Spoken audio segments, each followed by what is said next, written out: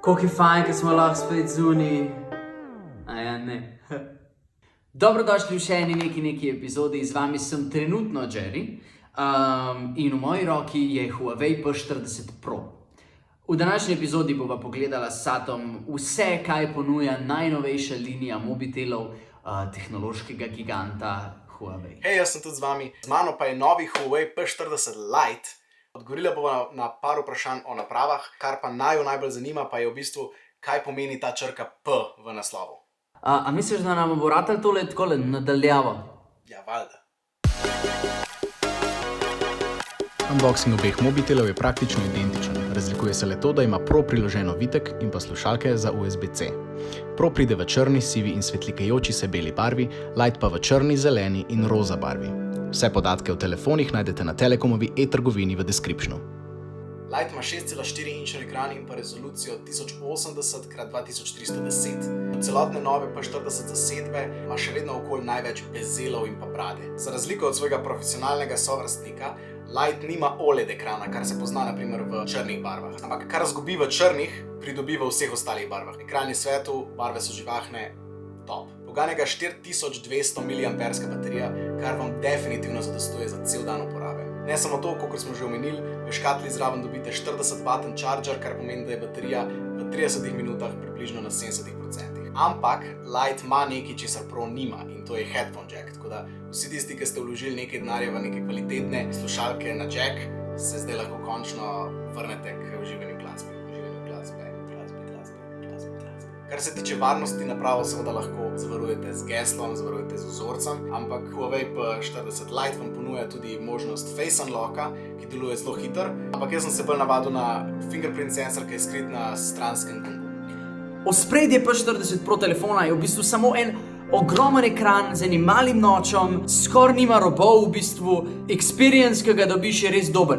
Zaslon je 90 Hz, kar pomeni, da bo vse tako zelo smooth, vse bo ful dobro, da je slike, brskanje po internetu, karkoli, gaming sploh recimo. Ekran ima rezolucijo 1200x2640 pixelov in je po diagonali dolg 6,5 inčev približno, to je 16,7 cm, je zelo svetel ekran in uporabniško izkušnjo ponuja res dobro. Izrez oziroma noč, ki sem ga omenil prej, je namenjen sprednji kameri in pa senzorju za prepoznavanje obraza.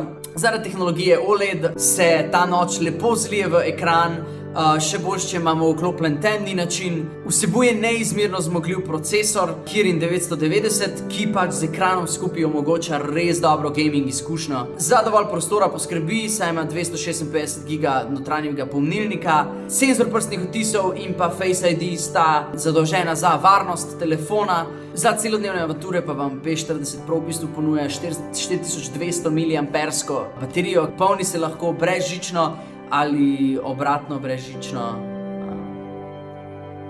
Ja, saj veste, kaj mislim. Skratka, ekran je the best, podpira 5G, ima Face ID in Fingerprint ID in nafila se v bistvu full hiter, kar pomeni, da šiba 100 na uro. Po vseh teh ugotovitvah bi rekel, da P pri P40 stoji za prehiter P40 Pro. Sad? Kaj ti misliš? Aja, ne, sem mislil bolj, da stoji za, ne vem, ne rabim Googla. No pa si pogledamo, kako je Huawei rešil zadevo. Ker pod Googlove storitve spada tudi Play Store, morate vse aplikacije, ki jih hočete zlodati na Huaweia, zlodati preko App Galleryja. App Gallery je zelo podoben Google Play Storeu, le za moj okus z malo manj preglednim dizajnom, ampak vsake oči imajo svojega malarja, ne. Huawei browser je Huaweiova alternativa Chromeu ali pa Safariju, če uporabljate iPhona, in iskreno nisem opazil, da uporabljam drug browser. No, kjer me je pa Huawei najbolj presenetil, pa je v bistvu njihova aplikacija teme. V tej aplikaciji lahko spremeniš ne samo ozadje, ne samo font, ne samo ikonce, tudi music player. Ja, vem, da si lahko že prej na Androidu to naredil z raznimi custom launcherji in peki ikonc, ki si jih mogel zlodati posebej, ampak zdaj te lahko narediš direkt v aplikaciji, ki jo ima Huawei že nameščeno in je integrirana s sistemom, tako da v bistvu the best. Lahko zbirate med več kot 10 000 temami, ki jih imajo gor, ampak opozorilo, za par jih boste mogli plačati. Definitivno je pa vredno omeniti, da bo Huawei z novo posodobitvijo programske opreme v zelo kratkem času svoje telefone obogatil tudi z osebnim pomočnikom in njihovo varianto FaceTima, ki se bo imenovala MeTime. Jo, Jaz sem zaključil s svojim delom videa. že, okej. Ja, v bistvu te predajam. Čau. Okej, I guess, da gremo na kamero. Zdaj sem šel malo ven na svež zrak, testiral kamero, v bistvu kako deluje čez dan. V bistvu je ful hudo, najbolj presenečen sem bil nad telefoto lensom. Se pravi, kad daš ti 5x zoom recimo zbereš v kameri, se res je crisp, res je dobra kvaliteta slike.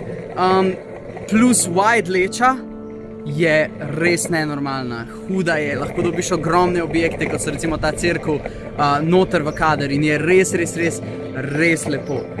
Kar se tiče videa, kot vidite, jaz se furam na skateu in stabilizira brutalno. Tako res je hudo, res ni nobenih, nič ne ruka, nič. In isto zadnja kamera, tako kot sem posnel prej, ful dobre kadre lahko najdete in v bistvu posnamete video doma oziroma kjerkoli. Zdajle se sam sebe snemam, nič ne trese, barve so res lepe, tudi moja koža se vidi zelo lepo, ni prežgano. Tako da ja, good job Huawei, kamera zgleda res hudo. Hotel sem komentirati sam še prejšnji video, zdaj sem ga v bistvu pogledal in sem ugotovil, da veter tukaj, mogoče vidite, ne vem če vidite, ful piha, na videu se ga pa tako totalno ne sliši, tako da ja, ful the best.